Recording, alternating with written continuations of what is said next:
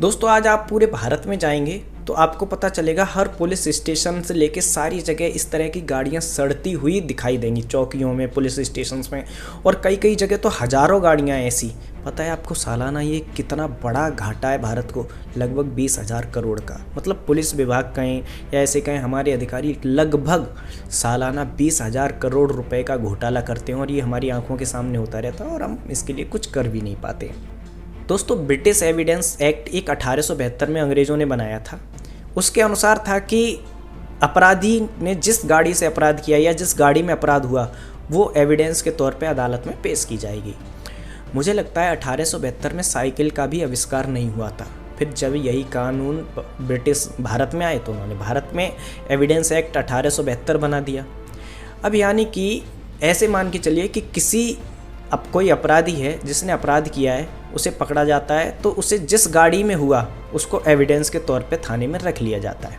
दोस्तों आपको एक चीज़ बता दूं कि होता इसके जस्ट ऑपोजिट है। होता क्या है कि एविडेंस के तौर पे सिर्फ गरीबों की गाड़ियां रखी जाती हैं।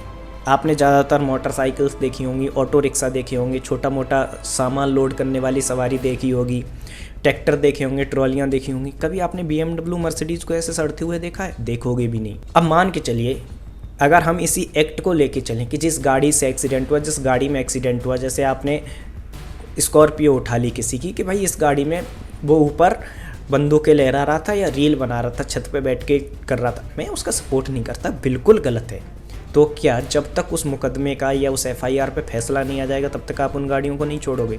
होता क्या है कि फैसला तो हमारे यहाँ 20 से 50 साल में आता है, तब तक वो गाड़ियाँ सड़कें खुद बर्बाद हो चुकी होती हैं, क्योंकि इनको एविडेंस के तौर पे पेश किया जाएगा।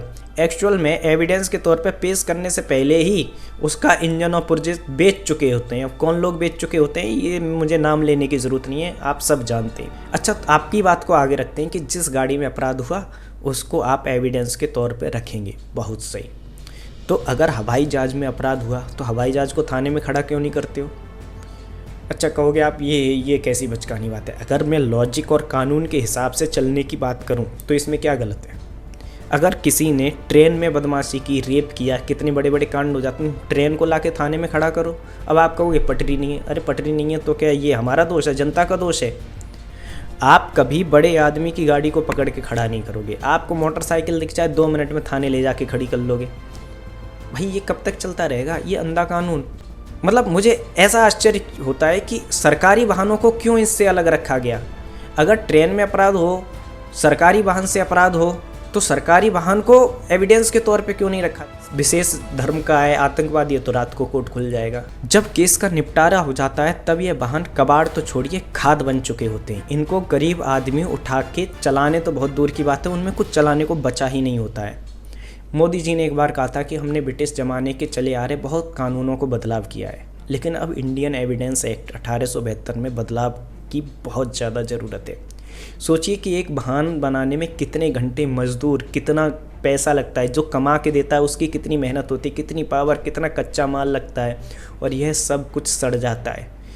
और सबसे बड़ी चीज़, सड़ना छोड़िए, चलिए अपराध किया है, सड़ गया, लेकिन ये किसी के काम नहीं आता। अगर मुकदमों का फैसला जल्दी हो, एविडेंस को जरा सी एविडेंस के तौर पे इनको शामिल ना किया जाए, इनको सेकंड हैंड माल बना के बेच दिया जाए, तो सोचिए कितना रेवेन्यू का फ़ायदा हो।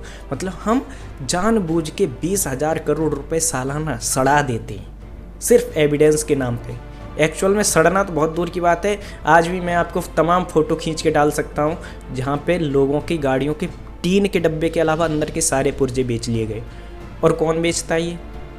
हम सब जानते हैं। अगर आपके साथ भी ऐसा हुआ है, आपकी गाड़ी जब्त हुई है, आपको पकड़ के पुलिस ने हरास किया है, या फिर आपके साथ भी एविडेंस के तौर पे आपकी गाड़ी को रख लिया गया और बाद में नहीं छोड़ा गया, तो इस वीडियो को शेयर कीजिए, ज़्यादा से ज़्यादा लोगों तक पहुंचाइए, जिससे कि ये बात ऊपर तक जा सके और हम सबको न्याय मिल सके। ये वीडियो मैं इसलिए बना रहा हूँ क्योंकि ऐसा आम लोगों के साथ अक्सर देखा गया है। जरा सा एक्सीडेंट, खरोंच भी आ जाए और कोई बड़ा आदमी उसकी शिकायत कर दे, उसकी गाड़ी वो छुटा नहीं पाता है कि भैया जब तक फैसला नहीं आएगा आपकी गाड़ी थाने से नहीं जाने देंगे।